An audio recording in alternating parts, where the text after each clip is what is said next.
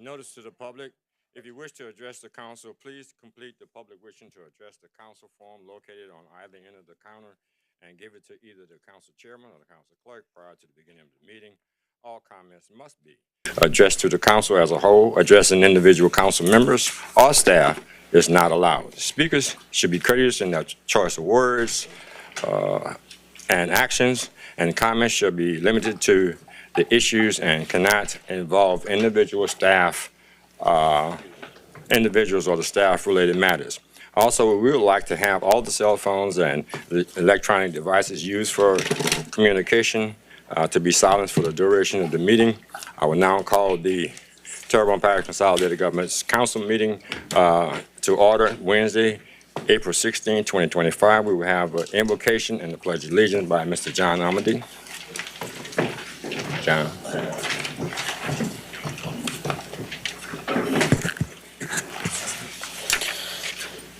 Heavenly Father, we come before you tonight, Lord, and we ask that Holy Spirit would come to us with wisdom as we make decisions, tough decisions for the good of the good earth, Terrebonne Parish, Lord. We ask, Lord, that our behavior would be one of unification, Lord, on the issues so that we can do the things that are necessary to bring this parish forward. And Father, I ask, as always, that your favor and blessings would be on all the citizens of this parish. In Jesus' name, amen. Amen. I pledge allegiance to the flag of the United States of America and to the republic which is stands one nation under God, indivisible, with liberty and justice for all.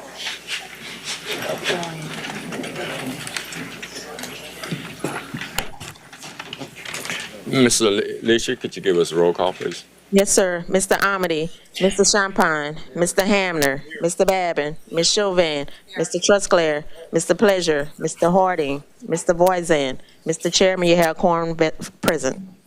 Thank you very much.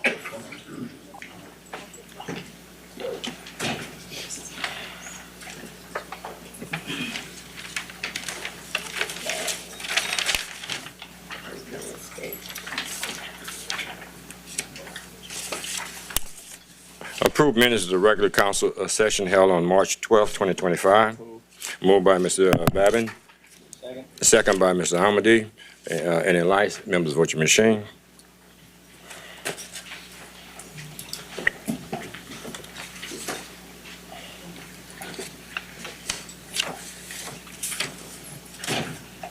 Okay. Oh, I'm sorry. The vote is 9-0. Motion passes. We've actually distributed the minutes for the regular council session held on March 26, 2025. Next thing, we have to approve the accounts payable bills listed for 3/31/2025, 4/7/2025, 4/14/2025. Moved by Mr. Babin, second by Mr. Pleasure. Any lights? Members, vote your machine.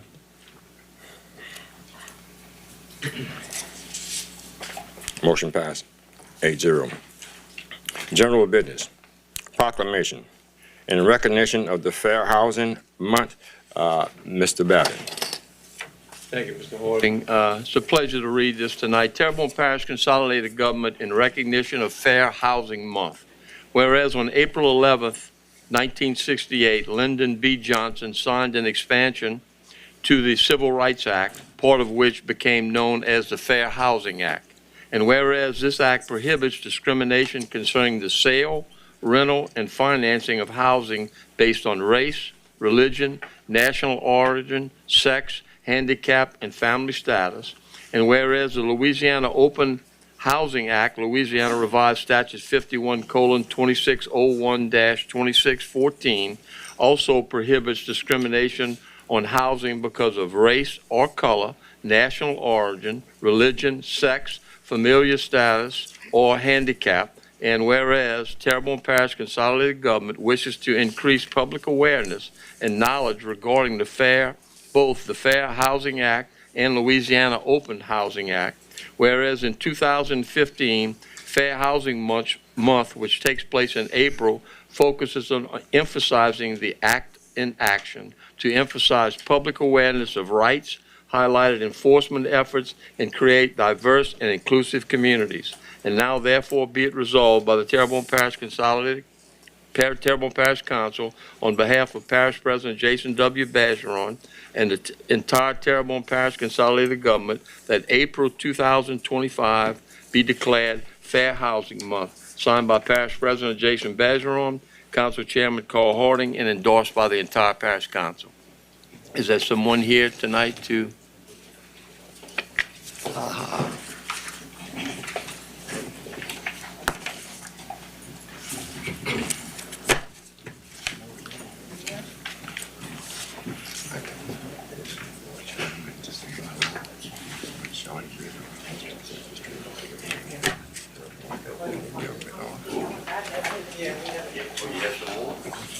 Y'all hang on.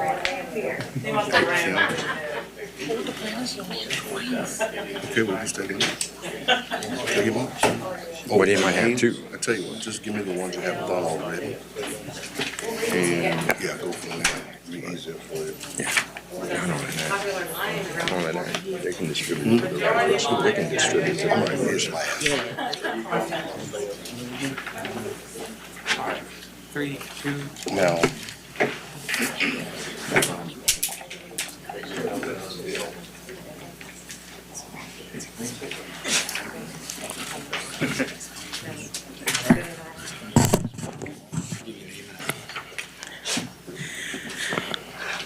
My name is Shalita Woods, 816 3rd Street, Morgan City, Louisiana, 70380.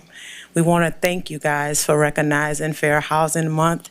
It is a part of our profession, but we always reiterate that it is indeed the law. Fair housing is 1 month recognized out the year, but we do it every day of the year. So we just want to thank you, and we appreciate the proclamation. Yeah. Thank you very much. Any comments? Thank you very much. Item 1B, commendation congratulating the 2025 medalists and contestants that represented Lewis Miller Terrebonne Career Technical High School in the Skills USA Louisiana State competition. Mr. Pleasure. thank you, Mr. Chair. I'd like to recognize a group of students here in Terrebonne Parish for their extraordinary work and what they do. We as a parish, we want our students to make choices for themselves, whether it be military, college, or technical skills. But the most important thing is we want our students, those of you that are here and those that might be in the viewing public out there, we want you to come back home. Once you learn these skills, if you go off to college, military, we're encouraging you guys to come back home and be able to help us grow this parish and bring it into into the future.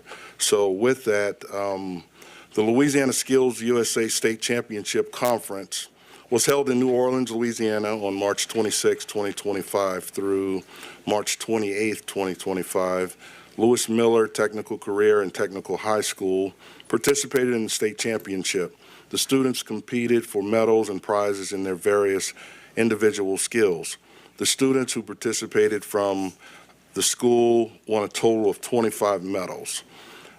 Now, these students are on their way to Atlanta, Georgia to compete on the national level. We want our students to be rewarded for their professional work in their respective trade areas. And I can't stress it enough. I started at, it was called Voltec back then. I started there as well. And here I am today. And I'm encouraging you guys to seek and go for all the goals that you are set out to do. Most importantly, it shows right here that we got some great young folks here in Terrebonne Parish. So with that being said, as I call your name, if you're here, I'd ask that you come up, and I guess we'll get our parish president to, he'll hand these out, and however you want to do it, Jason. They're in alphabetical order. So, yeah, however you want to do it. Okay. Students that received gold medals are as follows. Alexander Sementes.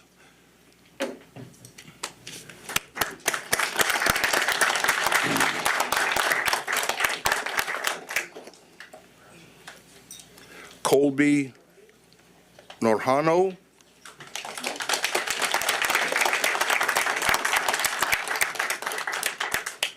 Logan Lerat.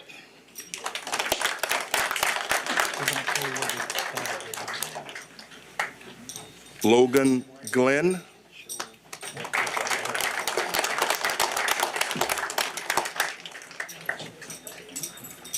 Tobin Trosclair.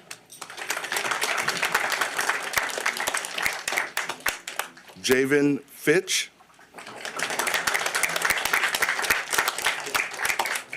Andy Carrere. Andrew Seal. Olivia Nakan. Jacob Fungi. Cole Duplantis. Jace Portier. And our silver medal recipients were Alana Vidrin,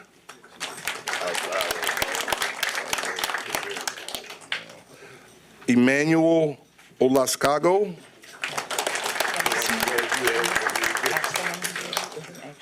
Colby Boswell, Mile Odemont, Kaylee Pierre,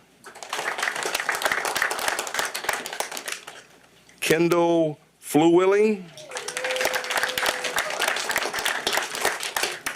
Our bronze medal recipients are Maverick Savoy, Austin Bunch, Clinton Holmes, Dylan Landry, Allie Clark, Tiffany McLeah, Cole Ache,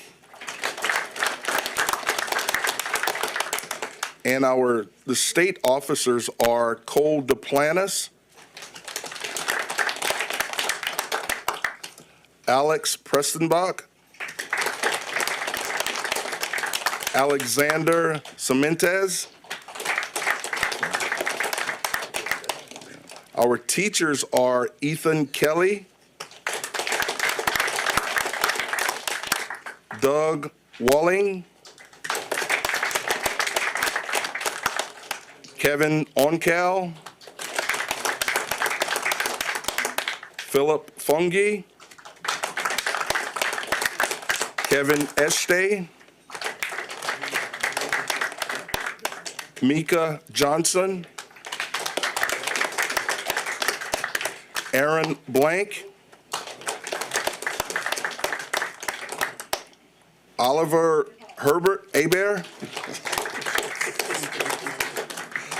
Don Buffington, David Raffaray, Tammy Arsenault, Renee Leclerc, Carlin Landry, Chelsea Berg, Renee Duplantis, and this one here, it's very special. It's very, very special. This is for Remy Hanneman, whom we lost during this event. And here to accept that is Miss Judy, his mother. And I ask that we have, after we applaud, I ask that we have a moment of silence for Remy.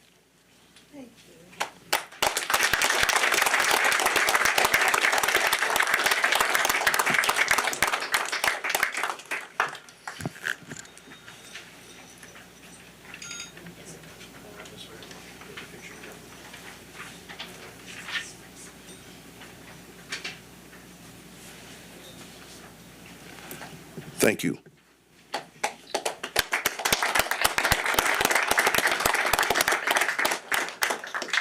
guess everyone could look straight ahead. Oh, you got it already? All right, good deal. All righty. Thank you, guys. We need Mr. someone. Simmons? Mr. Simmons? Where's he at? Oh, okay. Yeah. Where's he at? Oh, okay. I'd ask Mr. Simmons to come up and speak for the most notable work that he does at Lewis Miller. We'd like to take this time to thank the Parish Council and also our President, Mr. Jason Badron, for inviting our students here to receive this award. Outstanding award that they will receive in their lifetime. This is the start. So on behalf of our school and the Terrebonne Parish School District, we'd like to thank you guys. We will be competing for national in Atlanta, Georgia, and I want to name this competition Journey. We're going to do this for Remy. And I want all my kids to know that we're going to do this for Mr. Remy Hanneman. And I want everyone to win a gold medal for the state of Louisiana.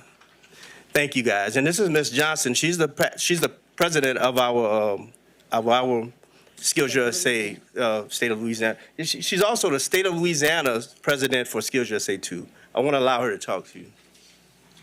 I'd just like to say thank you. These kids work really hard all year long. Some come back a second time. Jace Porche, he's our second-year gold medal winner. And Mr. Remy started the welding sculpture. We had never competed in that before. And this year, they had almost 30 people competing in that area, 12 of which came from our school. So I just want to thank you all, and thanks for acknowledging them so that we can have skilled workers in our community. One moment, please. One moment, please. One moment. Mr. Babin. Yeah, I just want to thank all of you outstanding students for what you've done, and the teachers. We have to have teachers in our lives. My wife's a 30-year retired school teacher, okay? So I know how hard you guys put out, and thank the parents for the support that they give to these children, okay? We, as Mr. Pledger said earlier, some people go to college, some people go in the military, some people go to technical school. We need all to make a community, all right? So thank you very much for what you do, for your accomplishments, and give your mom and dad a hug tonight. Thank you. Mr. Trusclair. Yeah, thank you, Mr. Chair. This is kind of a little presentation I do every time we have some of our young people from the parish. They come up here for different awards and presentations. With the world of negativity that we live in, this is a positive thing. And it's great to see it coming from the younger generations from school coming up. You know, we need more of this. And these kids, I'm not saying kids, but these young men and women, they need to get this reinforcement more and more. We don't get enough reinforcements. When you look at it on TV, you look at the news, you look at whatever, it's all about the shootings and the drugs and everything else. You know, you open the newspapers, it's the same thing. You don't never see, this event will be buried in a corner somewhere as in an article. No, it ought to be the headlines. The drugs and everything else should be in the corner. So congratulations to you guys. Look, y'all did a great job. You know, I think this is the second time that I know of that we brought some of these award winners up. We didn't have nearly this many last time. So that's a good sign on the school, the administration, that y'all doing a great job with these kids. We really appreciate that. Thank you. Thank you. Mr. Watson. Thank you, Mr. Chair. I'm a 2-year VOTEC participant in high school, 3 hours a day for 2 years. I took nautical science. So this really resonates with me because I have fond memories of that. It really educated me in a lot of ways that I wouldn't have been. I congratulate y'all and for the work y'all do. Thank y'all so much. And all you students, excellent job, and I promise you, you're going to take this education forward in life, and you're going to see where it's really going to help you. It's really going to help you. Thank you all. Thank you. Mr. Pleasure. Thank you, Mr. Chair. And like I've already said and stated before, I really do encourage you guys. I'll give you guys an example. If you stay steadfast on what you're doing and you believe in what you're doing, you can achieve the world. I started, like I said, nautical science like Mr. Voisin did. Captain Bazeron was that guy for me at the time, and Mr. Smith. And they are the reason that during Desert Storm, Desert Shield, I was at the helm when the first sorties went into Iraq. And I came from home in Louisiana doing that. So guys, listen, you can achieve whatever you want.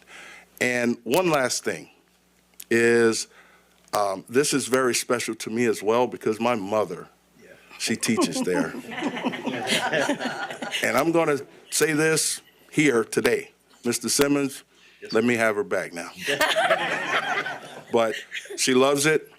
She continues to do it. I know what she goes through. I know what you guys go through from an administrative standpoint to get these young adults ready to go. I was thankful that you guys offered up an opportunity for me to come out and share at HL Bourgeois when you guys did that. And I'm here to tell everybody here in Terrebonne Parish, especially our parish president, we got something going on over there at Votech, man. Yes, so sir. With that being said, God bless you guys, and I wish you bring home all gold medals. Thank you all.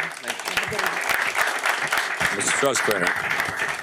And I apologize for putting my light on a second time. I want to mention earlier, and I forgot, it slipped my mind. Coben Trostclair happens to be my nephew. And also, this is being televised by HTV. HTV is one of the, local TV, it is our local TV station, and they highlight all the positive activities in Terrebonne Parish. So it is being televised. And so you guys watch TV, you get to see yourself on TV. Thanks a lot. Thank you. Mr. Hammer. Hey, Pee Wee, you're not going away just yet. Not yet? Yeah. I wasn't going to say anything because my fellow council members tend to run the clock on me when I start to talk. But I want to first extend my congratulations to all the students that participated in this. You know, you're very deserving. Yeah, as a 33-year veteran of the Terrebonne Parish school system and 5 years on the school board, I know the hard work and dedication that you guys put into that. I also want to thank the parents for supporting their kids. Very important to have that parental involvement. But I wanted to just give accolades also to the, and it's about the kids, but I want to give the accolades to the teachers that are all here tonight. Thank you guys for what you do for these kids. And for Pee Wee, or Mr. Simmons, and Ms. Johnson, thank you. I know what kind of hard work y'all are doing to make these kids successful. And I, for one, truly appreciate it. Thank you, sir. Thank you. Thank you, sir. One more. Mr. Bazeron. Yeah, Clyde beat me to it, just commending the administrators and teachers that helps make this happen and their dedication and their service. We greatly appreciate it. And I just want to make sure these young people know that they're champions, right? To celebrate it, to really appreciate this moment. And also, when you graduate, the parish is hiring. So thank you all very much. Yeah, and from me to you, that's the place I think that we are missing a lot of skilled folk within this parish and throughout and about and stuff like that. So once again, everyone in attendance, give these young students another hand. Thank you, sir. I would also, if you guys want to leave right now, we'll take a slight pause for those of you that may want to leave. Thank you. He's always dangerous to have him. Yeah, right. Good looking out. Say it, do it.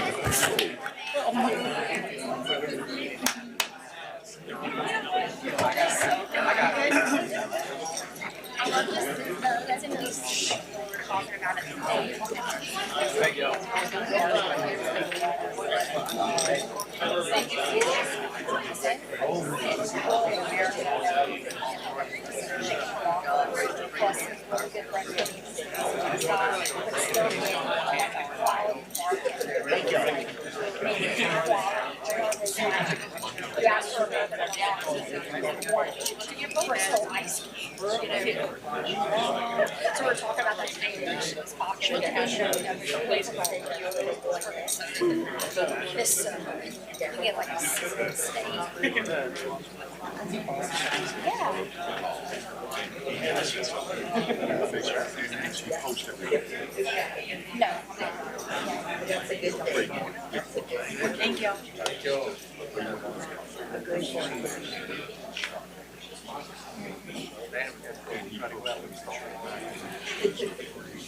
Thank you all very much. Appreciate it all.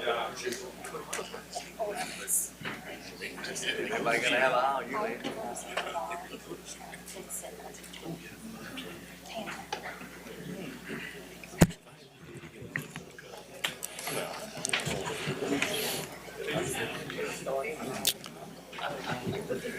So we're back in order. And wow, that was very experiencing. Item 1C.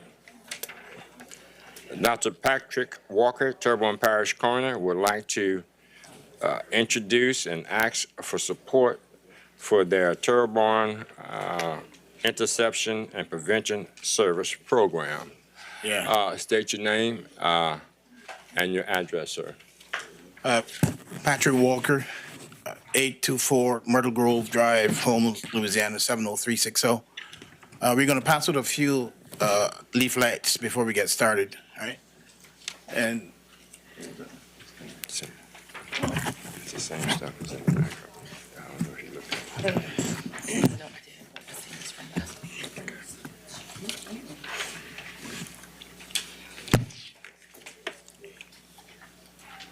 ready? Okay. Well, good afternoon, Mr. President, Council, Vice President, and we also don't want to forget the distinguished members of the council, as well as Mr. Badron, Jason, and his right-hand man, Mr. Lorette. It's a pleasure to be here again once more, and I would like to discuss in a little more detail our program called the TIPS program. TIPS stands for Terrebonne Interception and Prevention Services. And this is a program that attempts to address the dual problems we have in our society of mental health and addiction. And I'm sure we all have someone in our family, not even distant family, but close family, who's been afflicted by either one of these conditions or both: mental health, depression, schizophrenia, bipolar, as well as and or addiction of any kind. And this is a program that will try to sort of bridge that gap between those that are mandated to follow the addictive program and those that are not. So mental health is a big issue in our society. And according to the National Health Alliance, about 8.4% of our population 2 years ago were afflicted by what we call a major depressive disorder, MDD. And that's about 21 million people in our society. And those that are 60 or above, the number even gets a little higher. I was talking to one of my patients, and he told me that the only drug that makes him feel better is alcohol. And so we've known that a lot of people who've got mental illness usually medicate themselves with illegal substances, as well as illicit or legal prescription substance that, they may buy in the street and so on. So this is an issue that, as the coroner of Terrebonne Parish, I've been serving as the assistant coroner for about 15 years. And during those 15 years, I've realized that the coroner's office should act as sort of a watchman, because we're the ones that actually put a stamp on every psych patient in the parish. Example, if we have a patient comes into the ER, we have two major hospitals in our area. We have Terrebonne, we have Shelby. If a patient comes in there with a psych issue, we have deputy coroners that follow up with a CEC. The provider in the ED, or the ED physician or nurse practitioner, will do a PEC, which is a physician's emergency certificate. In the last session, we had a discussion on that. That PEC would allow an individual with a psych condition that would give them at least 72 hours for us to do a CEC, so we can commit that individual to a psych facility, whether it is locally or in a different parish, depending on the beds that I have available. So when we do that CEC allows them to be admitted and kept for at least 2 weeks, 15 days, so they can get the treatment they need. However, that period of time is very short. So as a coroner, I think that we need to have a system where we can identify and track and plug these individuals who have dual diagnoses. I want to start with those who have a mental illness, and in particular, a addictive problem that can basically take their life. And there are certain addictive substances that are more dangerous than others. For example, opiates and fentanyl. The majority of autopsies we do, accidental drug overdose autopsies, are fentanyl overdose. So we want to start with identifying those individuals that we do CECs on, and we want to plug them into an existing system already. We don't want to create the wheel as far as treatment, but we want to plug them into a system like the Behavioral Health Center, START, Compass, outpatient program. There are many programs depending on the level of services that they require. And then we want to track those individuals. We also do OPCs at the coroner's office, which is an order of protective custody. And that allows someone, family member, who thinks that their relative is a danger to themselves or maybe a danger to society, maybe threatening their family members, and they can come into our office and we'll do OPC, and then we will send out law enforcement to probably not really arrest, but to take that person to emergency room. Most of the time it's Shelby. The problem we have with that is that when an individual comes to Shelby, the ED physicians ask them if they're suicidal, and of course they're going to say no because they want to go home, and then that person that would benefit from some mental health ends back up into the cycle. So we want to have a system where when someone, individual like that is sent to the ED, we can get our deputy coroners to do a CEC and then track that person. They will fax. First of all, we get a consent, and we would fax that information to our office, and we would have an individual or two that would follow up on that person that need help. Number three, I've been in touch with the ED medical director, Dr. Brian Roberts at TGMC, and we've had an individual, I'm sure most of us have heard of this individual, who came into the ED with an accidental drug overdose. Fortunate for him, he made it. He was discharged, and he was dead in less than 24 hours from an accidental drug overdose. We also had another individual, female, in which I personally did a CEC on her at Compass the Monday, and then I personally did an autopsy on her on the Friday. She died from an accidental drug overdose. So these are the kind of individuals that, I would like to track and plug into existing system. Also, a third component of this, when we do an autopsy on an individual, for example, someone who's died from accidental drug overdose, we're going to try to get in contact with the family members. And I'm sure the family members can give us a few names of their friends who they think may need some help as well. And the issue here with these individuals is that you have the drug court system that demands that these individuals get help, but the majority of individuals that end up with accidental drug overdoses do not have any support systems, and they're not going to go on their own. They need someone to guide them and direct them where they can get help. Now, we're not setting out to save the world. If we can save 1 out of 10, 1 out of 99, then we've done our job. And the last thing that really convinced me or touched my soul was those two individuals. That one individual that I did a CEC on, and then later on I was doing a autopsy on it, and it really touched my heart. And I've been exposed to mental health illness for all my life. My aunt had schizophrenia, and I did research on biologicals and serotonin and all that stuff. And then I happened to sort of, I guess, accidentally end up being, because I didn't set out to be coroner, I ended up being coroner because my colleague, Dr. Tedesco, gave me a call and asked me if I was interested. So I feel like, this may be my mission. I'm not sure. All of us have a mission. Maybe this may be something that I was called to do. The other thing I want to talk about is the economic benefit to society. And studies have shown by an individual called Johnson and two individuals called Johnson and O'Malley that have done studies on this, and it turned out that we can save $65 for every dollar that's spent on these kind of programs, preventive programs. We all know that prevention is better than cure.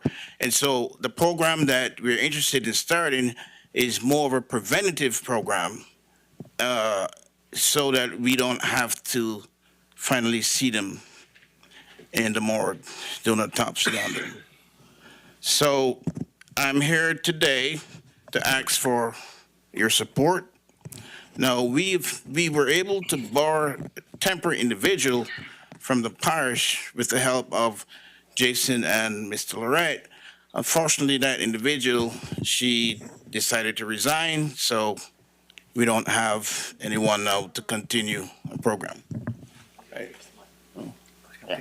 Oh, okay. So, without any further ado, that's the other thing I wanted to. Sorry, I have a handout. I have a breakdown to the budget proposal for the TICS program, and we have our intake coordinator, social services, which would be $100,000, office expense $3,000, and of course, it's just about $119,000 that I was hoping to see if we can get through, preferably through the addictive program. All right. So, thank you very much for your time. Hey. Yeah. You want to say? Yeah. Go ahead. Yeah. Hi, Richard Warren, Chief Investigator for the Coroner's Office. I've actually been doing this since the 80s, commissioned in 86. I worked with a lot of coroners at the Coroner's Office. Dr. Walker's actually trying to do preventative. All the years they've asked for money for autopsies, morgue supplies. He's wanting to do something so they don't make it to the morgue. And it's very touching because I've been doing this a long time. So thank y'all for listening to him.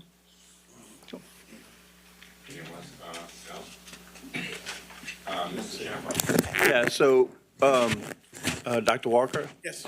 So one of the things we recently had was two agencies that came and talked to us, and the Louisiana Department of Health and the Office of Behavioral Health have created two programs, one for children and one for adults, and they're doing this mobile crisis. Are you familiar with that yet? And I was wondering how. So they're going out and they will go to in the community into someone's home if they get called to do an assessment of the person to determine whether they need to be hospitalized. They have social workers that are going in the place. There's 2 staff that goes to every call. And then they will follow up on that person for 7 days to check on them and make sure that they're going to any follow-up or any outpatient program or inpatient program. So I'm just kind of trying to differentiate what you're trying to do from what's they're just starting like this year. Okay. I can It comment. just started like within the last couple months. Yeah, I'll let you So- comment on that. Yeah. Okay. So our program is going to be unique because we're just focusing on mental health and addiction. Those individuals that are afflicted with these two conditions, in particular, the addictive behavior that can lead to an accidental drug overdose. These are the kind of folks that usually fall through the cracks because no one falls. For example, I go to campus almost every day and I do the CECs there, and a lot of these individuals are discharged without any follow-up. And that brings me to the sad story of the individual that I did a CEC on one day and was dead in 9 days because there was no follow-up on her.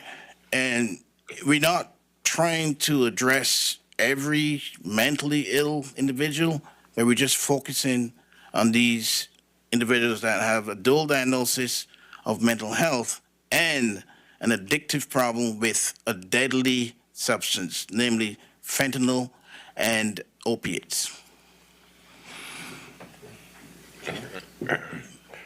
Ms. Chauvin? Okay, I have a few questions.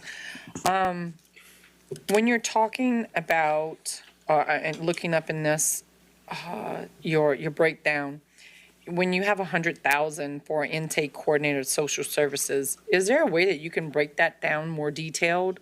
And not, doesn't have to be tonight, but break it down more detailed. But my other question would be, what is your idea of outreach for public education? And are you outreaching more for mental health or are you outreaching more for addiction? Because I knew with both of those things, I would assume, and looking into the parts of addiction in that world, that most of those with an addiction have some sort of mental crisis that is happening within their life. So I don't know how you differentiate the dual diagnoses when most of them already have, those two things going on. How are you gonna separate that? Yeah. So basically, we're trying to prevent a crisis. So even before these individuals have a crisis, because we know that studies have shown that the majority of individuals that died from suicide do not tell anyone that they're going to hurt themselves. So it's more of a preventative service. And the reason why I think the coroner's office is in a position to do that, because we come in contact with every single individual that's admitted to the two facilities that we have, psych facilities, that is Campus and Chabert. Those are the only two psych facilities we have. And we come in contact with all of them because we have to do, we also have deputy coroners at Chabert. And we have to do CECs on these individuals, so we have an opportunity to have a personal transaction with them. And I also do, outside of my coroner work, I do evaluation, history and physical evaluations on every single individual that's admitted to Compass. So I'm looking at it from a dual perspective, a coroner and as well as internal medicine doctor. And these are individuals that do not reach out for help. So with a crisis situation, someone calls and you go to their home. But this is like what we call silent killers, like high blood pressure. The most common symptom of high blood pressure is no symptom. And these are the ones that really need help. Most of these addictive individuals do not reach out to help. You have to approach them. And that's what, I'm trying to do. Okay. So are you looking to work with other programs that are in Terrebonne Parish or within our state? Or are you wanting to do something totally different? Yeah, sure. So we are not reinventing the wheel. We're not treating. We are plugging these individuals into treatment programs that exist already. And for example, if someone comes in and they're addicted to opiates, depending on the intensity of addiction, that may be an individual that may qualify for Suboxone or Methadone or Vivitrol. There are treatments for that.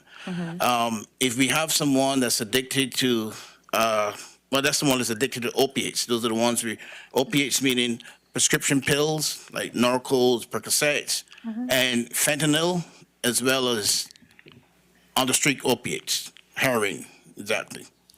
Okay. I would tell you that I would want to see what your program would look like. I would want to know more about what, you're given a broad view, but I'm not picturing what you're doing different from like a lot of the other programs. It's not that I'm saying that you're not, but I would be more interested to find out on a deeper level, like what your program would look like. Well, And you may not be able to answer that tonight. Yeah, I can That's answer okay. that. Yeah, I can answer that. I mean, because this program was envisioned for over a year now. So this is how our program works, right? So individual comes into conference, for example, all right? A CEC is done. So during the CEC, we ask these individuals, which if they're addicted to any drugs. Whenever a patient is admitted to a psych facility, there's always a drug screen done. So we know beforehand what drugs this individual, and a lot of them, of course, lie to you because I look at the screen, the drug screen, and I ask them if they're using illicit drugs. They'll say no, but the drug screen doesn't lie. So individuals who test positive for opiates, fentanyl, whatever, with a psych diagnosis, those are the ones that we will reach out to. Okay.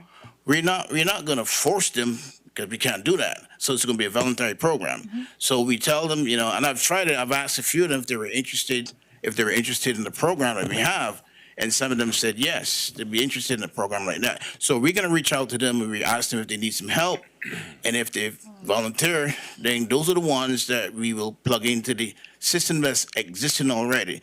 We have a system that exists, but the system is designed for those that are interested in doing it, or those that have to do it mandatorily by the legal system.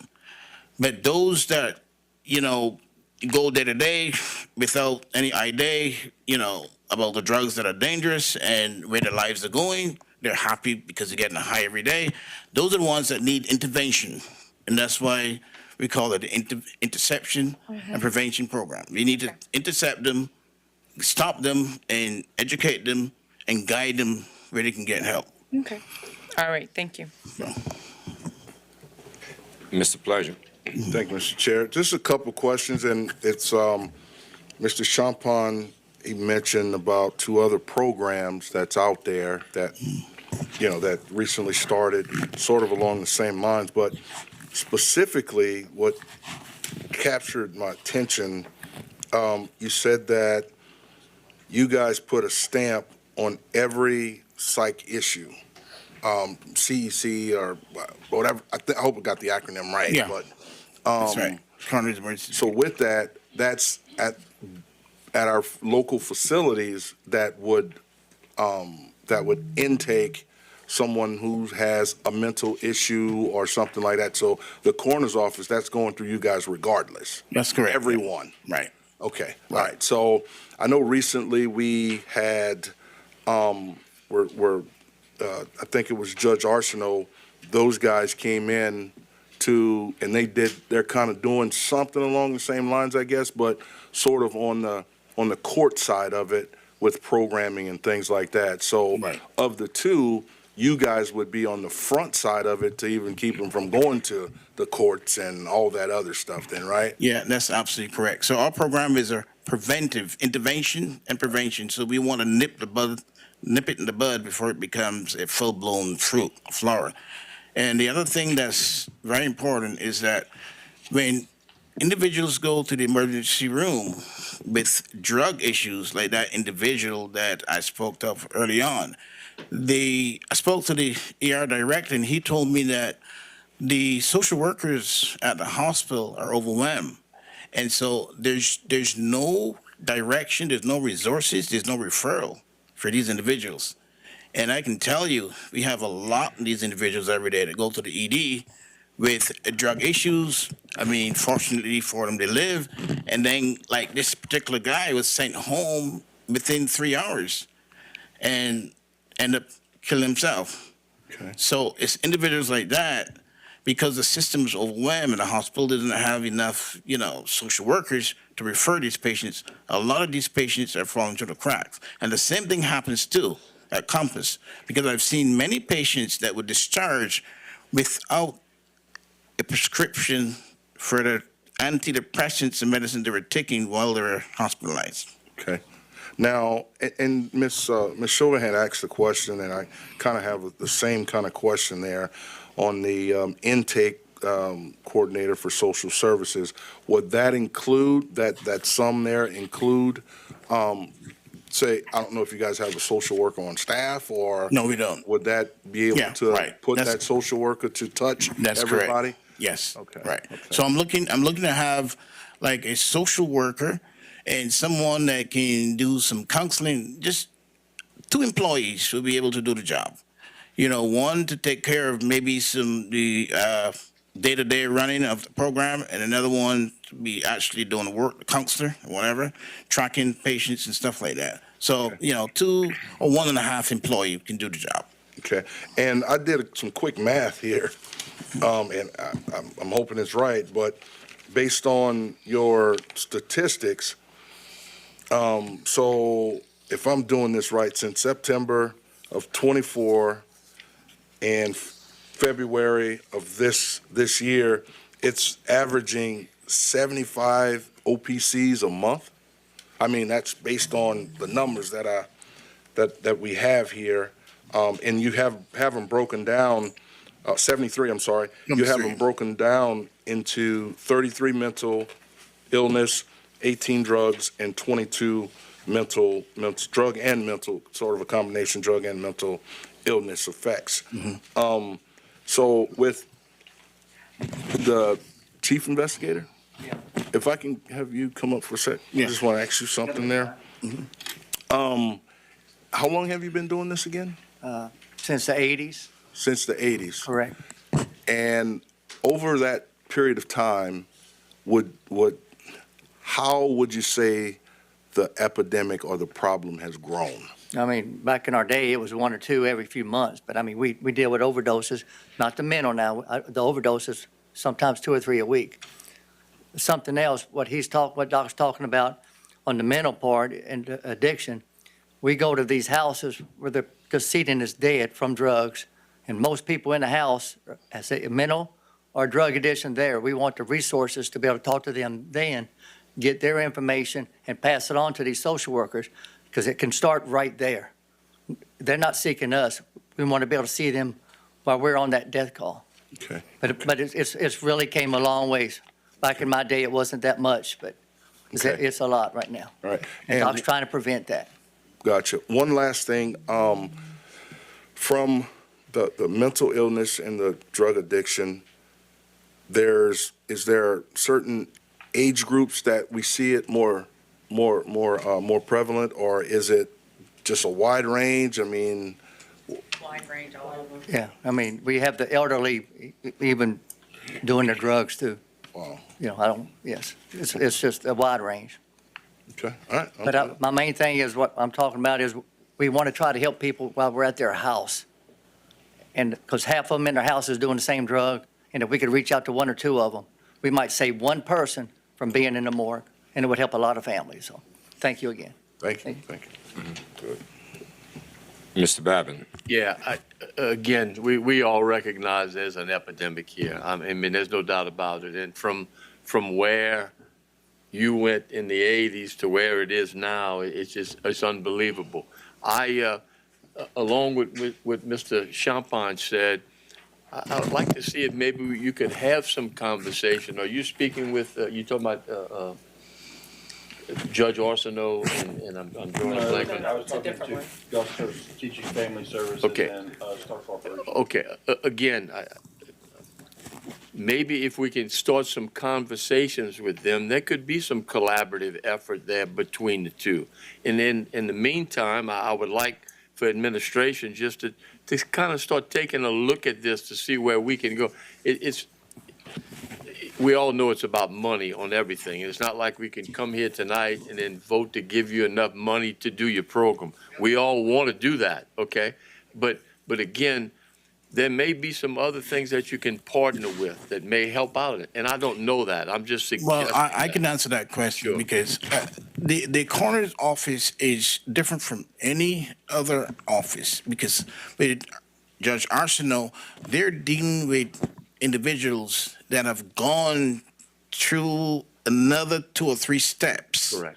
They're mandated by the judge to do what they're doing. We want to prevent that. So our program is unique because we are the only people in this whole society that have direct contact with mentally ill and addictive individuals on a daily basis. We see them all. And a lot of them are frequent flyers. And we in a position where we not only can prevent it by starting with the CECs and plugging them into the system, but we can also avoid autopsies as well. Correct. So we can treat this issue at 3 different levels. OPCs, when they come in, we can address their family members there who may have other issues. When we do the CECs, we can reach out to that individual and probably prevent a death. And on the autopsies, we can speak to the family members who may know friends that I'm sure birds of a feather flock together. So if you have one individual that's died from accidental drug overdose, that individual can have probably 10, 15 other friends that are doing the same thing. Yeah, no, I don't mean to insinuate. I think your program is very unique, and I like the fact that you want to start on the front end of this to try to prevent it from happening. I'm only suggesting talking to these other groups because there may be some resources that they may know of for a program like yours. And I'm not saying that Terrebonne Parish Consolidated Government is not going to take part in it. That's not what I'm insinuating. You need to knock on every door you can because I think with your program, I think would help out this parish in this state and this country tremendously if we had more Every one of us up here knows somebody that's had a drug problem. There's no doubt about it. Some in the family, some outside the family, whatever. And it's devastating. And again, I applaud you for wanting to start something like this. And I would hope that we can be a participant in it. All right? Yeah. Thank you. Thank you, sir. Thank you. Jason. Mr. Bergeron. Yeah, I have a question, then I'll make a few comments, and then Dr. Walker can respond. My first question would be, and I'll let me get this all out, would be what do you see is happening with these people now? And I'll add a few comments that we're currently working with Star Corporation on a 24/7 crisis center. We're in the process of going out to bid to build a new health unit. And I'm just looking at, as it relates to those new facilities coming online, working with the Region 3 health and hospitals, and the conversations we've been having kind of there, kind of going to the conversation of getting together and trying to figure out, we've been working with the Bayou Community Foundation, trying to see what we could do to identify these issues and how we address them, maybe even at a regional level, bringing all the different partners to the table. So maybe a continued conversation around that, and again, trying to identify where some of these gaps are. Again, my question would be, what is happening now when one of these cases happens? Mm-hmm. Who, that's directed to me? Okay. So could you summarize that question again? Yeah, so in this TIPS program, imagine we're working to fill a need. Are these people not getting the service now? Are these people getting partial services now? When we look at the numbers of the people that are going through the different levels, how's that relating to, I guess, kind of the gap that needs to get filled? Like they don't have social worker availability. Have they gone to the crisis center would start? Those kind of questions. Yeah. Okay. So, So at one end, when an individual goes to the ED with accidental drug overdose or a drug issue, the hospitals are very short-staffed. So they don't have anyone there to plug these into a system where they can follow them up or guide them, give them resources.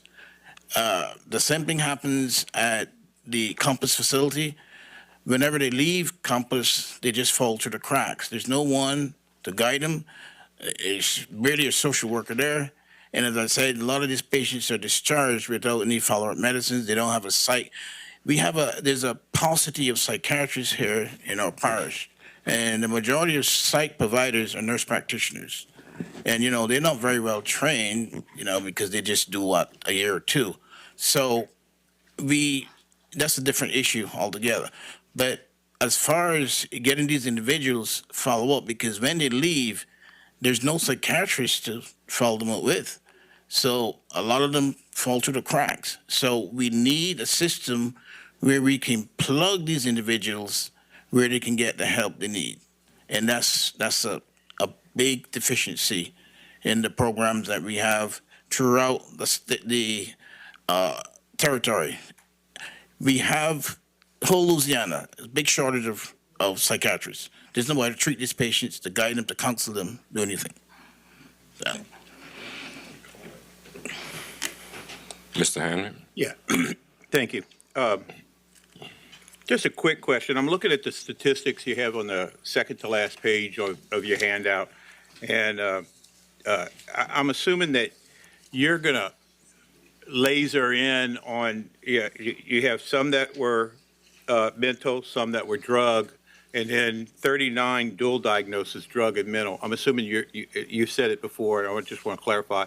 You're zeroing in on the dual diagnosis. That's correct. Yes, Yeah. right. That's correct. Yeah, because there are probably, and I would assume there's programs for mental, there's programs for drug abuse. That's correct. That combination, that dual diagnosis is what you're trying to focus in on. Right. So if you've had this in the last 6 months, you would have treated 39 people. That's correct. You could have convinced them That's correct. to get in the Yeah. program. Sure. Yeah. And that's unique because, That's significant too. Yeah, because the studies show that the majority of 90% over the last century or so of individuals that committed suicide, 90% of them had dual diagnoses of psych and addiction. So this is a very big issue. And a lot of us don't really address that. We treat one or the other. And I can tell you now, the last couple of CCs I've done, at least 70% of the individuals have had dual diagnoses. And we're attempting to treat the psych issue, but we're not treating the mental issue. And we know that both of them play hand in hand because a lot of individuals with psych issues, they use illicit substance to treat themselves, and they don't even take the prescription medicine. They're very non-compliant with that. Also, we know that addiction leads just to mental illness, depression. And we, as individuals, we all know someone that's afflicted by this situation, but the problem is that a lot of us fall through the cracks, and we don't have anybody to guide us. I think guidance is very important. I mean, you can take a horse, a mule to the water. You can't make them drink. And I think that what we have to do is try to encourage these individuals and hold them by the hand and basically show them the dangers of these drugs and let them know the dangers of them. But I feel like if you track them and you plug them into a system, because most of the time you'll give them a referral, they don't go. You write prescription medicines for them, they don't take them because they feel better on the illicit drugs. But if we can, my goal is to not just plug them into a system blankly, but try to identify the best treatment that they would need. For example, if someone is addicted to opiates, then I would plug them into a system where they can get either methadone, Suboxone, or Vivitrol for the treatment of that. If they're addicted to methamphetamines, then that's a different treatment protocol. If they're schizophrenic and the insight and judgment is very impaired, then that's going to be a very difficult individual. And we may not want to focus too much on that individual, but we may want to focus on someone else where the inciting judgment is much better. Because a lot of these individuals, they don't realize that they have a problem, and it's like trying to talk to a narcissist. So some are going to be difficult, but I want to treat the ones like that 30-year-old lady who's got 3 kids, who knows what she's doing, but just needed a little guidance. And if she had had that guidance, I'm sure she might have been still alive today. And I have one more little follow-up question too. That of let's say those 39 individuals are just any individual that you would with that dual diagnosis. Are you focusing in on adults, or would you be able to help minors as well in a program like this? So that's a hard question. Yeah, the psych facilities that we have here usually take adults. Mm-hmm. So most of them are going to be, 18 years and above. But the majority of them are sort of like 20s, 40s, between 20s and 40s. So again, the need for mental health, substance abuse, or the dual for young people is still not addressed, right? In a program like this. Yes, I mean, so. And I understand that it's right. It's because I mean we're limited. You just don't because have the facilities. Yeah, we don't have the facilities. Yeah. Right. That's it. Yeah, thank you. Mr. Pleasure. Okay, I have just one other question. Is your program unique? I know we mentioned there's other programs out there that's working doing this, but what makes your program so unique? Is it because what it appears is that you guys are the only ones who are diagnosing with CECs and whatever the other acronym is. Right. So you guys are the only ones that do that portion, though, right? Yeah, that's so correct. These other programs aren't doing that. No. They would go through these programs, or if they were at the hospital or something like that, then you guys would come into play regardless, right? Right. So Okay. yeah, our program is why we call it intervention, because we're like the gatekeepers. We're the ones. We're like a security guard. We detect, deter, and of course we're not going to report. We're going to try to treat. And there's no other program out there like that, because we're the only ones that have the opportunity or the privilege of seeing these psych individuals that come into, whether it's ED or whether it's a psych facility. As I say, we only have 2 psych facilities here. And we have deputy coroners that work out of Chalbert. We have that work out of Terrebonne, and we have that go to Compass every day.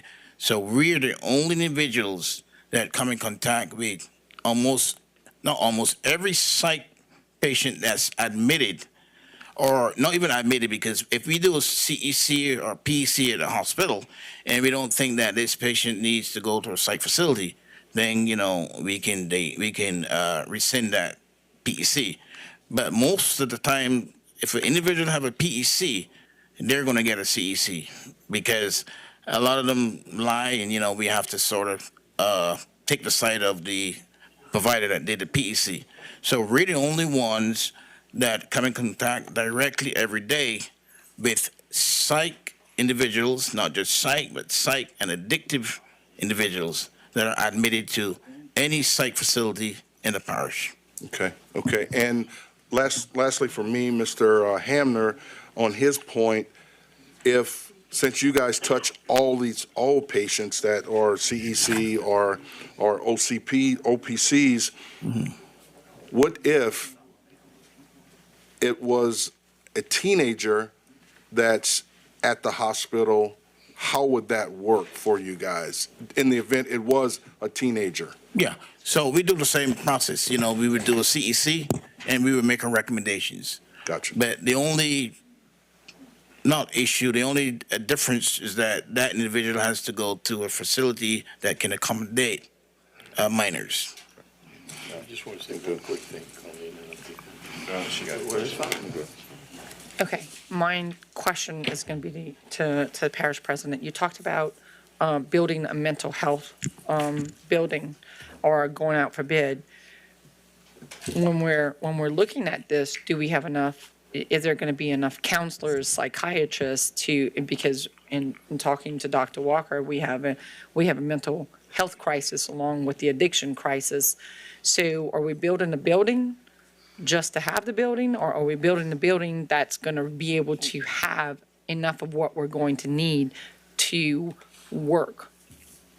So we have two buildings we're working on. And I say buildings. One is in addition to the existing Star Corporation building, and that's going to be for a 24/7 crisis center.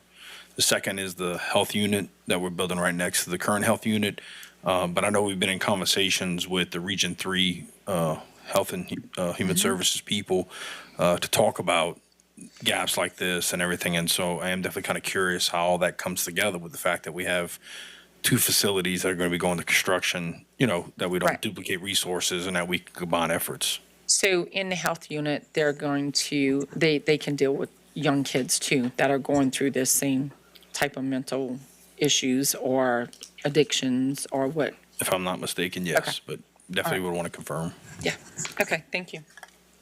Mr. Bassett? Yeah, and Dr. Walker, again, thank you and your group for what you do. And the only reason I mentioned the other ones to speak to, just to see if we have some commonality there, that possibly they have something that could fit into your program. You have something that I don't think so. And sir, I'm not a doctor, so I don't know. I don't think they'll have anything because I'm just familiar looking with at it from a practical standpoint, Yeah. from a monetary standpoint. If there is a place that we can put things together, then we'd like to do it. Yeah. If not, I think a lot of good I questions. mean, I'm were asked familiar. up I'm here familiar tonight. with all the programs that we Good, have, good. and that's why we came up with this program because Sure. there's no other program like this. And again, I think this administration is looking very deeply into things like this, and I know they'll be presenting some things to us as well as us presenting to them. So again, we thank And you. I'll for tell what you do. one thing we can do if we build these facilities, the coroner's office will fill them up because we even have to send patients out of state sometimes to Mississippi because there are not enough beds available. So, definitely we can work hand in hand because all we're doing is providing the patient personnel, the patient census. We're trying to be able to build up your census. And I think that something like this would really, really have a big impact on the mental health and addictive crisis here in Terrebonne Parish. And by the way, we're like number 2 in the state for drug overdose. So. Yeah, so finally, I've actually heard a lot of this, and I deal with a lot of this personally, boots on the ground. Number one, most importantly, you're an elected official, actually in Terrebonne Parish. We should support you in your efforts because you are an elected official. One of the things that was very, very important that was said here was the fact that most oftentimes a lot of other agencies have to contact you anyway. So if you would be the go-to guy, the guy on the, just don't call you when you're on a, on the 1 yard line. But how we get to where we are right now, now we need a defensive player to actually come in and stop the other team from scoring. Yeah. I look at, a lot of times we have a lot of agencies. And to be honest with you, a lot of agencies, they're promoting what they're there for. But my boots on the ground tells me that we have a community problem here. And whatever way that we can actually get these agencies, individually and collectively, to come together to take care of the problem. It's about when you ask the question about the 80s and how we, here in 2025, our numbers are so high, we're using different drugs. And that's something simple that most people don't really look at. I have a problem when a lady calls me and that lady said, well, look, I can't get him to be held up because he's a grown-up. Within 72 hours, or they can check themselves out, and that stops the problem. And I tried to talk to this lady. I said, look, hopefully I can get you some help. The other problem is we don't have beds. We can sit there and I hate to say it this way, but then I'm gonna have to be real because we got a real problem here. It might be somebody coming to work every day that's what we used to call way back in the day a weekend warrior. We don't know. That's correct. Yeah. You know, whether, you know, I mean, it's alcohol or whether it's drugs, they functioning. But then we have a problem. So the other problem, we're talking about all of these agencies, it's a police problem too because fentanyl. That's a problem right there. We have to stop that. So, you know what I mean, all of these agencies have to get together. So whether we have to split the money up or support you, but one thing that I do know for sure, that we have a community problem here, and we got to actually support those people that actually are in need. And that's all I have to say. It's serious. So whatever we approach this, I know we have to come in on a different opportunity. We can sit around at some type of table and discuss this and get all of these agents that perhaps were recommended up here, sit down. Because, you know what I mean, I know we have other business to take care of, but this is a serious matter. So my approach was to identify to see if there's any money left for the addictive crisis money, fentanyl money, they call it, because I know a lot of these agencies try to get money for other things, but I want to let you know that not one penny of this money will be coming to my pocket or my employees' pocket. I don't need any money for doing this. This is part of my job as coroner. So every penny that I get will go into the program. And if I have extra money left, I mean, I will provide an audit with you, for you, and we will give you statistics as to how the program is going. And if the program is not working, take the money back or don't fund me any more money. I'm going to be accountable for every penny that we spend this program because I know within my heart that we can make a difference here. I'm not doing this for recognition. I'm not doing this for money. I'm doing this because there's a need for it, and I feel like I would be aiding and abetting the situation if I didn't try to do something. As a matter of fact, I think that every corner office in the country should adopt a similar program because it just makes sense. In addition to that, I've seen a lot of agencies who come up here and they make up statistics to get money to put in their pockets. We know that. And this program just requires enough money to pay the individuals who are doing it. The coroner's office does not need any money from this to run the coroner's office because we are doing what we're supposed to do. And you can talk to my staff and see that, everybody is happy because we make things work. We don't ask for money to put in somebody's pocket, Everything, every penny that we get here is going to be spent directly on addressing the mental health and addictive issue we have in this country, not like other agencies that use the money for other things. I can guarantee you that. Yeah, thank you guys for coming out, and we're going to actually perhaps through this delegation up here and the administration, we're going to be actually in conversation. All right. Thank you very much. Thank you. Richard. All right.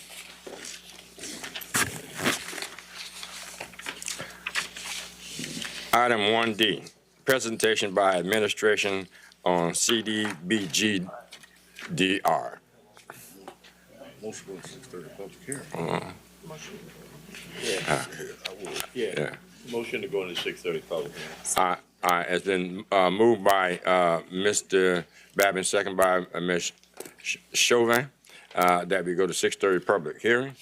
I don't have a light over here. I'm out. Need a vote, that's all. Yeah, just, right. Members vote your machine. I don't have a light either. Oh, his went out. His light went out. Yeah, 8-0. Motion passed. Yeah. Public, 6:30 public hearing.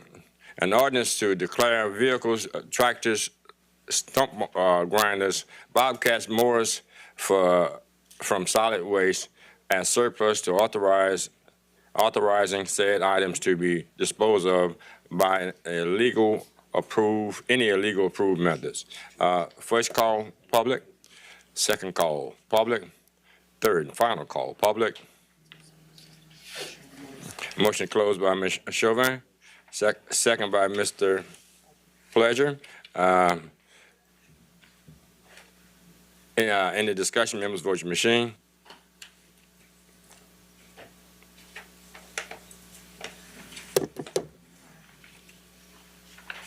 Eight zero. Motion adopted, Ms. Chauvin.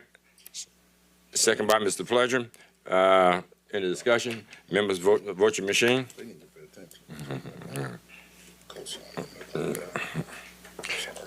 7-0. Motion adopted.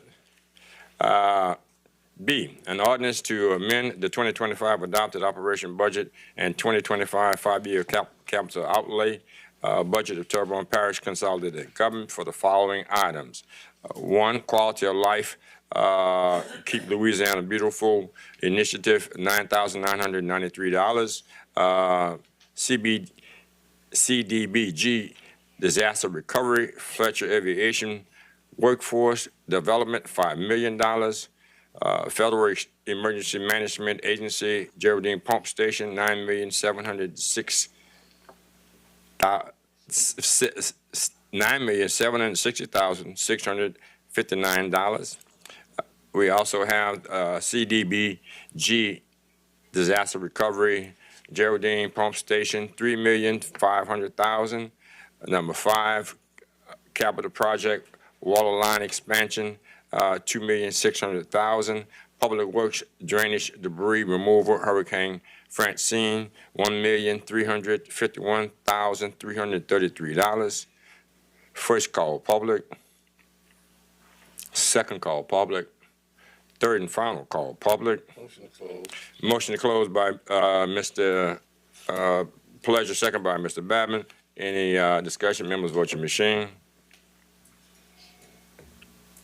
Motion passes. Motion adopted by Mr. Pledger, second by Mr. Babin. Any discussion? Members vote your machine. Motion passes. Item C, an ordinance to rename Billy Street to Hazel Barkin Street. First call, public. Second call, public. Third, final call, public. Motion to close by Ms. Chauvin, second by Mr. Pledger. Any discussion? Members vote your machine. 8-0. Motion passes. Motion to adopt, Ms. Chauvin, second by Mr. Pledger. Any discussion? Members vote your machine. 8-0. It's been motion to go back in the regular order by Mr. Babin, second by Ms. Chauvin. Any discussion? Members vote your machine.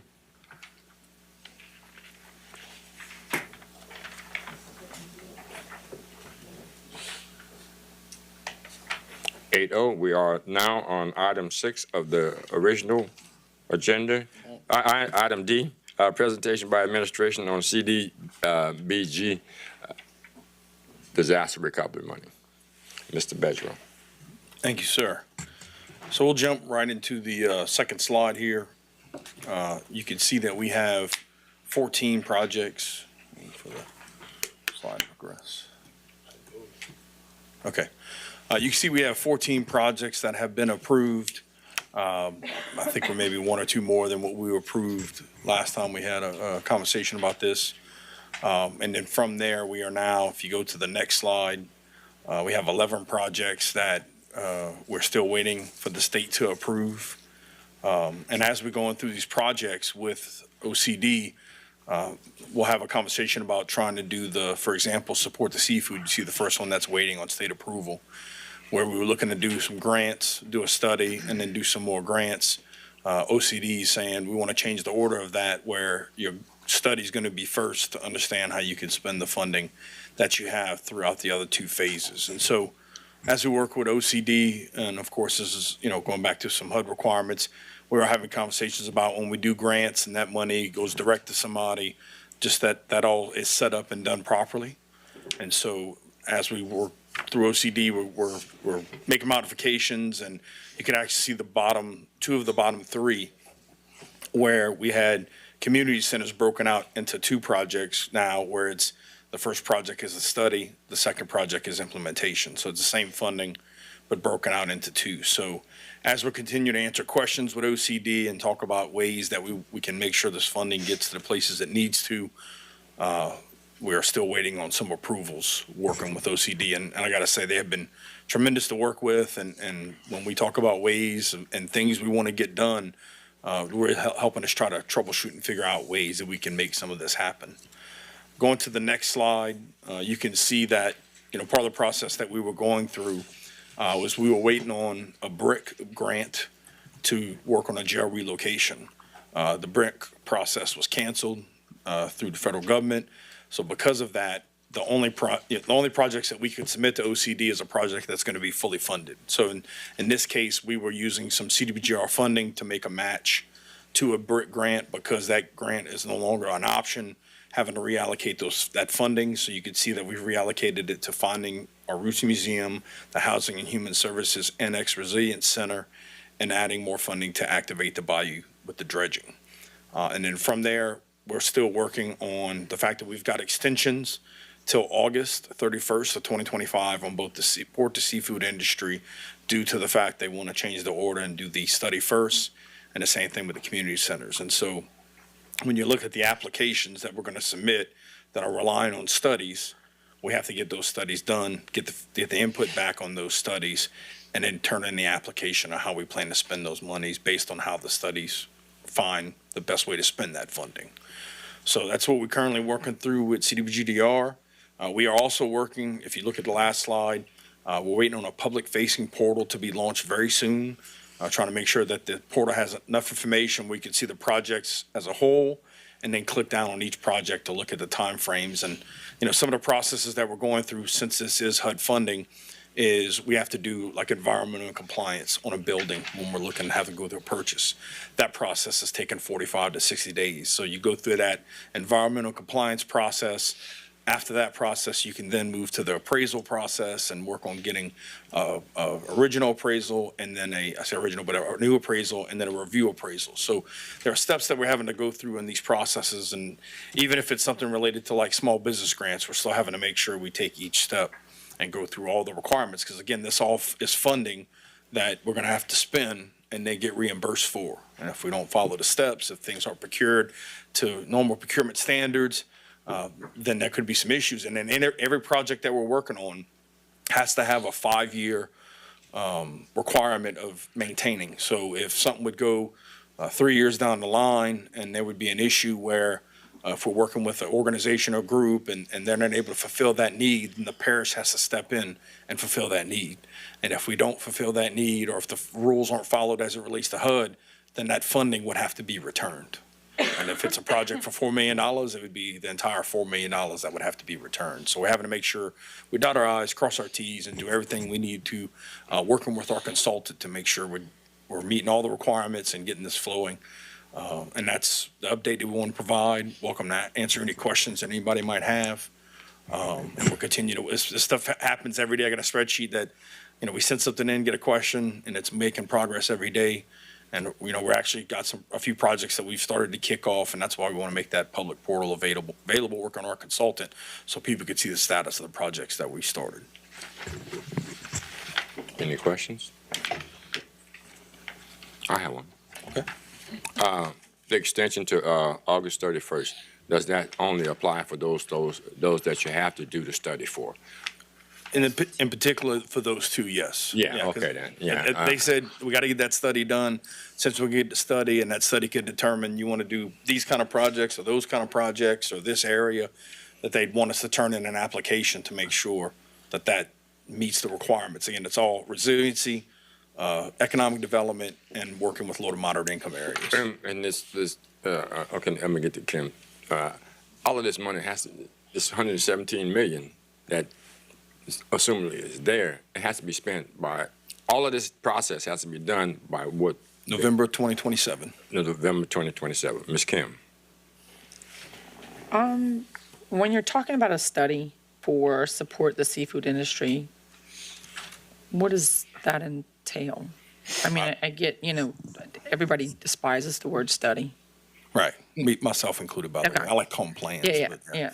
So can you, I would say working with the groups that, everything from the communities that are primarily used in these industries, looking at conversations around, what licenses we have. I know we've had a decline in licensing for commercial fishermen, working with Sea Grant, just working with the Shrimp Task Force. I would say reaching out to every group that has the opportunity for us to help ensure that, whether it be something like a market or cold storage or assistance for sorting machine and plate freezers, that we go through that entire process, as I've seen through the different tiers. So somebody that might have one vessel, somebody that might have a dock, somebody that maybe used the process. I think we go through and get everybody involved. And that's what, when you look at our consultants and who we work with to do these studies, that we're gonna hire people that professionally go out and gather this information. And we wanna make sure that everybody that needs to have a voice in this process has that voice in the process. okay. So I would think that, wouldn't it behoove us to look at past studies and just take it from there? Like, I'm looking at this, $500,000. Don't see how that wouldn't hurt. Right. Again, just taking everything that we have, again, keep in mind through this whole process is related to recovery from Ida, right? So there's going to be a conversation around who was affected by Ida, are those people still in business? And then you start looking at the other opportunities where we have the small business grants, we have the incubator. Like, there might be a few different opportunities of how we could take people through. When I look at the small business grants, the thing that I feel is real important that we do as a parish, and this is where I feel like the rubber meets the road, when we're looking at, okay, we're going to open up this grant process, I think it behooves us to make sure we understand in the small business grant process what the biggest pain of a business is, and help them work to fund to address that pain instead of going, here's some funding, good luck, right? So working with Strategic Planning, working with TITA, working with the incubator, and using some resources to help make sure any funding that we're working through with people, they have, if somebody's not proficient in accounting, that maybe we do some skilling there, or anything that we can do for not only using like students to consult, where you get some hands-on training that can work next to professionals to try to address so many different needs through one of these programs, right? Where we're skilling, we're sharing information, and we're educating. So I think, and again, to go through this process, we're going to say, okay, we're kicking this project off. Let's get everybody to the table that we think needs to be a part of this. Right. And work through. And again, this is companies that have done stuff like this before. So I would hope that as we do these type of things, that you would be asking for business plans, if they're even sustainable. I'm not talking about just the seafood industry. I'm talking about the incubator part, the museum, the everything that has to do with this, that you have to have a sustainable plan that you will be able to function without any more money coming your way. And if we don't, then what do we do? So depending on the type of program. So if we're working with, I'll use Fletcher as an example, the aviation program. In that case, it's part of the application. When we say we're going to do small business grants, we're going to do the incubator, that's where we're going to be able to turn around to our community and say, okay, this is the process for getting a small business grant or going through the incubator. And again, helping them with TITA and Fletcher and CoLab and all these different organizations that we can help make sure that they have those resources. Working with Fletcher, working with even maybe the school district, like with the VOTEC schools. I mean, just so many different opportunities. And look, one of our projects is going to be helping relocate the VOTEC, the Lewis Miller School, to the old Fletcher building, right? So there's some skilling. Then you start looking at, we got the STEAM Center. a lot of things kind of overlap, and I think we could definitely kill multiple birds with one stone. That's all good. I'm just hoping that we can afford the insurances that's going to go with these buildings and different things that we're looking at. Yes, ma'am. And that is part of, when you look at the budget that was being put together for the application, there is an operating conversation, operating costs for a period of time.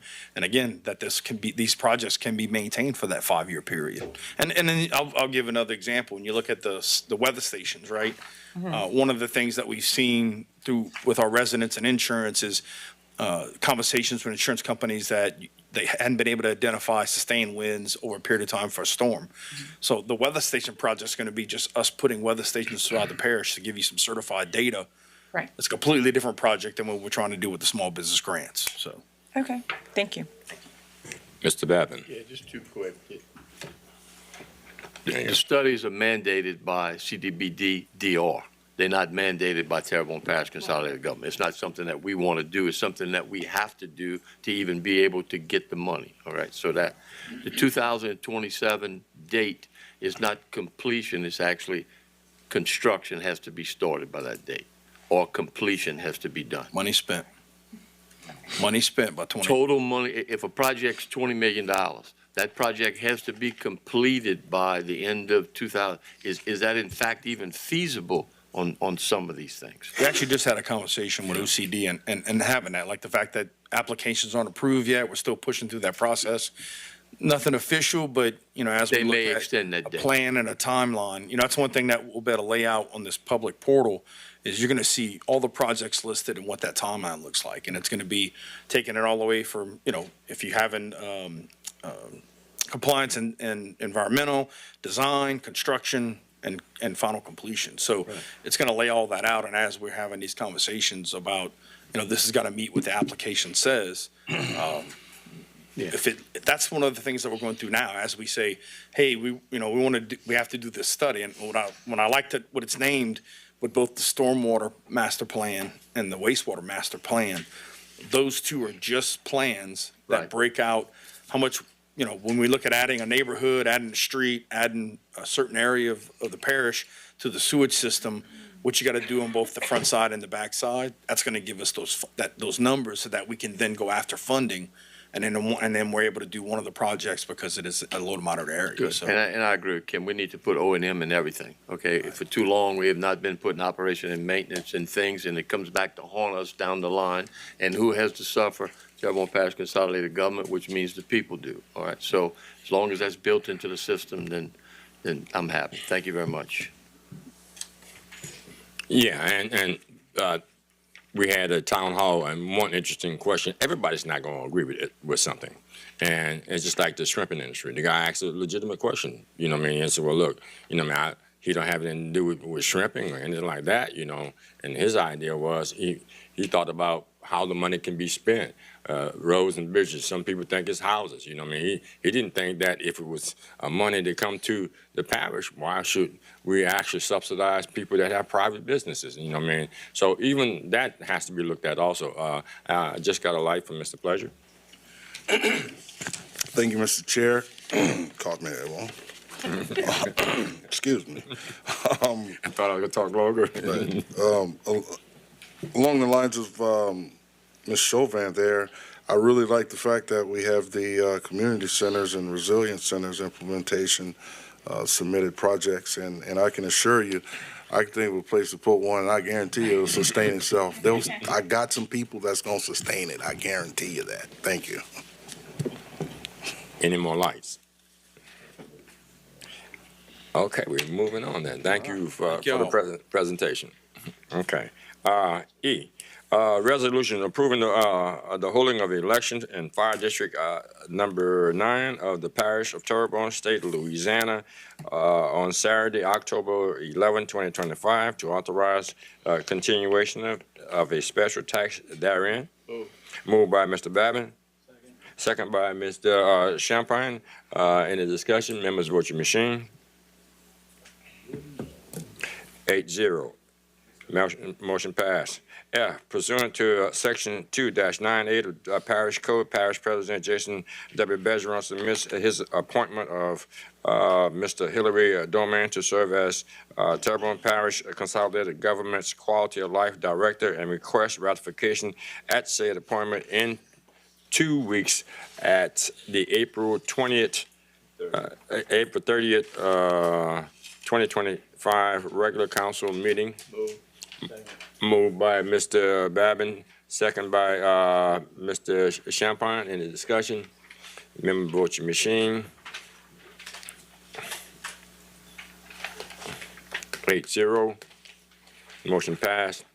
Item number 2, public wishing to address the council in accordance with Section 2-07E of the Terrebonne Parish Home Rule Charter. The public will be heard and can speak for 3 minutes on any matter related to the parish government without discussion or question in any matters and non-agenda items. I have no speaker cards. We've actually went through the 6:30 public hearing.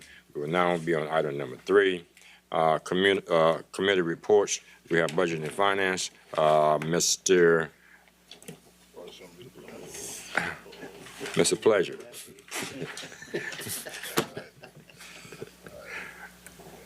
Thank you, Mr. Oh, you gotta put his light on. Thank you, Mr. Chair. I make a motion that the council accept and ratify the minutes of the Budget and Finance Committee held on Monday, April 14, 2025, and I have 2 public hearings. Number 1, consider the introduction of an ordinance to adopt millage rates for tax year 2025 with no roll forward, and calling for a public hearing on Wednesday, April 30th, 2025 at 6:30 p.m.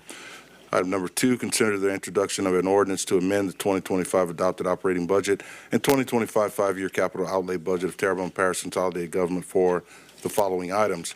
Item number 1, FEMA Dunn Street Downtown Culvert Replacement, $525,000. Item number 2, Air Base Park, $250,000. Item number 3, Hollywood Road Roundabout at Valhai Boulevard, $250,000. Item number 4, Schriever Overpass, $250,000. Item number 5, Main Project Road, $250,000. And item number 6, Houma Police Department, JAG, $16,744. And calling a public hearing on said matter on Wednesday, April 30th, 2025 at 6:30 p.m. It's been moved by Mr. Pleasure that we accept the minutes of the Budget and Finance Committee meeting held on 4/16/2025. Second by Mr. Amity, I think. Hamner. Mr. Hamner. Mr. Hamner. Members, vote your machine. Motion passes 8-0. B, Community Development and Planning Committee. Ms.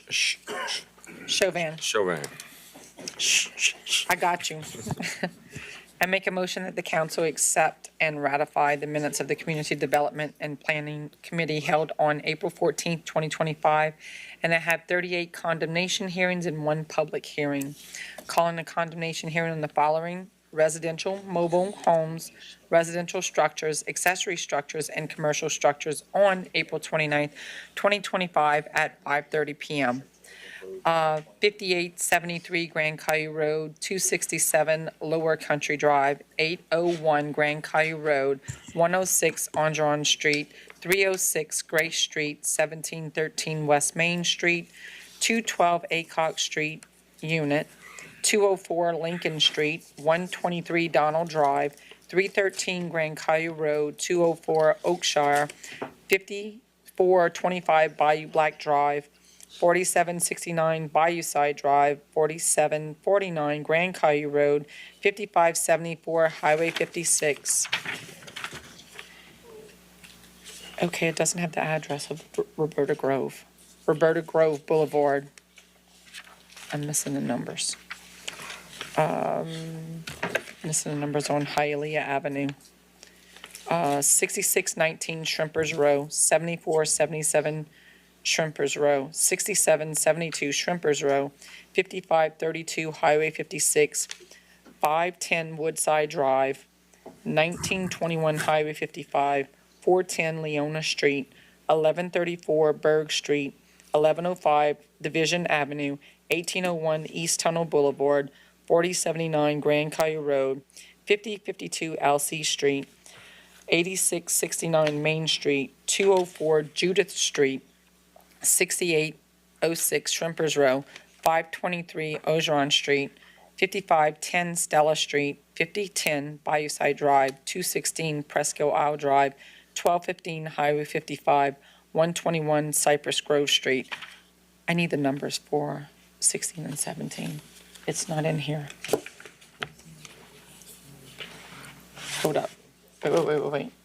Let me see if this is it. Second the motion while you're looking at this now. Yeah. Can't. This is not it. This is not it. Yeah. This is not it. Yeah, I just need the numbers for 16 and 17. It's gonna be, actually, a couple of weeks ago. It's Roberta Grove Boulevard, and that's the one with Hialeah Avenue, because there's an. Roberta Grove and 304. Okay, 402 Roberta Grove Boulevard and 304, you said? 304 and a half Hialeah Avenue. And the public hearing, giving notice of intent to adopt an ordinance to amend the zoning map of the parish of Terrebonne so as to rezone from R1 Single Family Residential to R2 Two Family Residential, 196 Peachtree Street, Houma, Louisiana. Judy Carter applicant, and calling a public hearing on said matter for Wednesday, May 28, 2025 at 6:30 p.m. Second. Moved by Ms. Kim Chauvin, second by Mr. Hamner, that we accept the minutes of the Community Development and Planning Committee. Any discussion, members, vote your machine.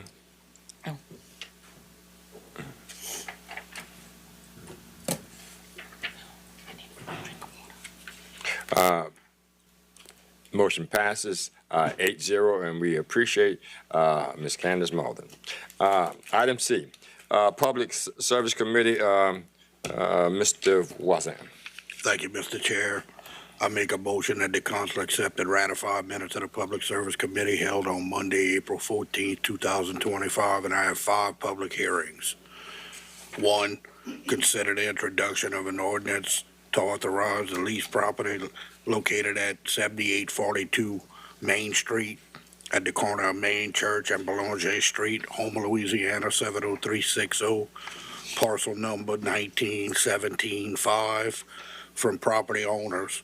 Authorize the parish president to execute any and all documents necessary to lease property and to provide other matters relative thereto, and call a public hearing on Wednesday, April 30th, 2025 at 6:30 p.m. 2, consider the introduction of an ordinance to amend Article 2, Chapter 18 of the Terrebonne Parish Code, Section 18-30, to prohibit vehicles over 15 tons on East Woodlawn Ranch Road from Kynes Road to LA 56, and call a public hearing on Wednesday, April 30th, 2025 at 6:30 p.m. 3. 3. Consider the introduction of an ordinance to authorize the parish president to execute a cooperative endeavor lease agreement on behalf of Terrebonne Parish Consolidated Government between TPCG and Bayou Region Arts Council to lease space in the PCG-owned building at 7910 Main Street, Houma, Louisiana, 70360. And call a public hearing on Wednesday, April 30th, 2025 at 6:30 p.m. There's been a motion by Mr. Wazan, second by Mr. He's not finished. Wait, there? You got 5? Oh, okay. Thank you, Mr. Chair. 4, consider the introduction of an ordinance to enact Article 1, Chapter 18 of the Terrebonne Parish Code, Section 18-10, to create regulations for private street signage, and call a public hearing on Wednesday, April 30th, 2025 at 6:30 p.m. 5, consider the introduction of an ordinance to amend Article 4, Chapter 18 of the Terrebonne Parish Code, Section 18-88, to create a 3-way stop at the intersection of Regency Lane and Regal Road, and call a public hearing on Wednesday, April 30th, 2025 at 6:30 p.m. Thank you. Moved by Mr. Voisin, second by Ms. Kim Chauvin, that we accept the minutes of the Public Service Committee held on meeting held on 4/16/25. Members vote your machine. Motion passed 8-0. Item 4, streetlights. As per Mr.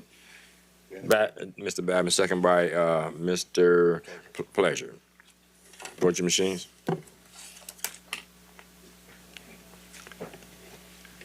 Nine zero.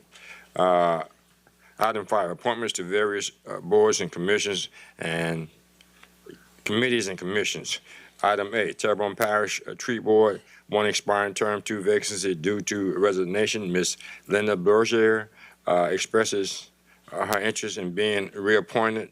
Ms. Terry Louvier submits application and resume for consideration. Ms. Lacey Bridenstine submits application and resume for consideration. Mr. Chair, there's a error in that it's actually 2 expired terms and 1 vacancy due to a resignation. We were able to verify that with our council clerk. So I'm going to make a motion to open, close, and reappoint Ms. Brazier and appoint Ms. Louvier and Ms. Bridenstine. Second. As the motion to open, close, and appointment, reappoint Ms. Bergier and to appoint Ms. Louvier and Ms. Brightenstein by Mr. Amity, second by Mr. Champagne. Any discussion? Members, vote your machine. Motion passed 8-0. B, Board of Zoning, Board of Zoning and Adjustment, 1 vacancy due to resignation. Board appointment would be an alternate member. Mr.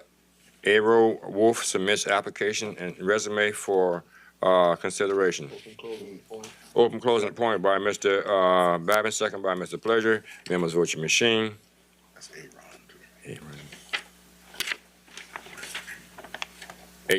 8-0. Motion passed. C, Recreation District Number 10 Board, 1 expiring term on 4/23/25. Mr. John Basso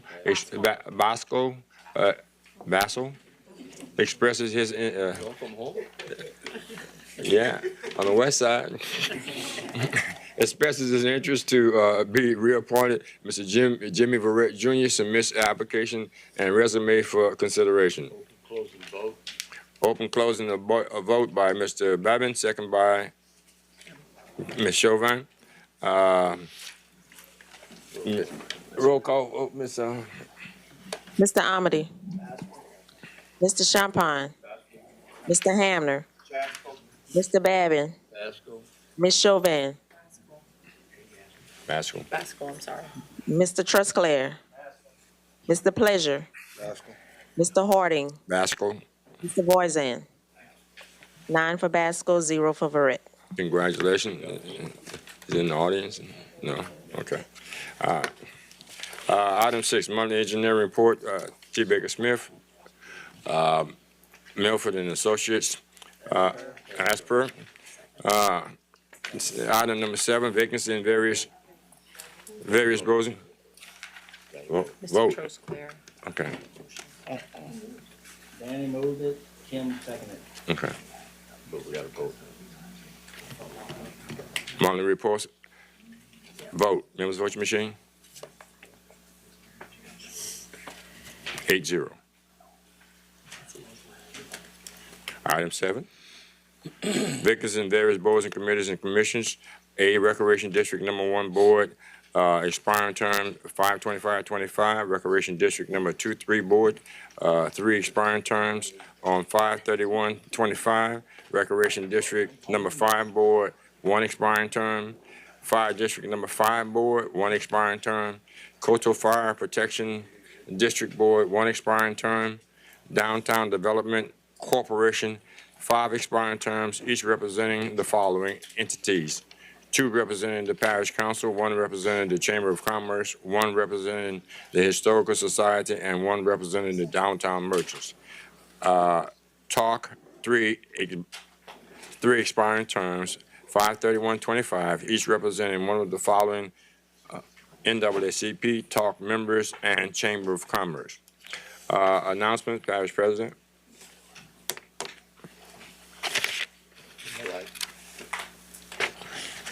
Yes, I want to wish everybody a safe and good Friday and happy Easter.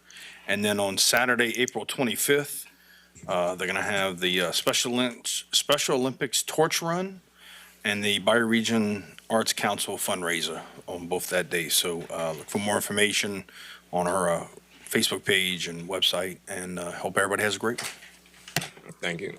Mr. Babbitt. Again, I'd just like to echo that. I want to have everyone to have a holy and happy Easter. Mr. Pleasure. Thank you, Mr. Chair. I'd like to invite everybody out to Mechanicville this weekend or Saturday. They're going to have sort of a big family reunion, they call it, just for the community. And it's everybody south of the Intercoastal, from Chauvin, Smith Ridge, Dularge, all those places. Come on over to the Mechanicville Gym. I'll be out there frying fish and having a good time with everybody. So that's it. Ms. Chauvin. Okay, just to announce that, pay attention to the Facebook page. We have a lot going on at the South Regional Library. This Saturday, I know that they have a Minecraft origami going on at 2 p.m., but we always put out the calendar for the library, and that library is super, super busy. They have been putting out so many things, so become a part of it. Get your kids there. Thank you. Motion joined by Mr. Babbitt, second by Ms. Chauvin. Yeah, press your lights. It's been a nice meeting. Thank you. It's numb.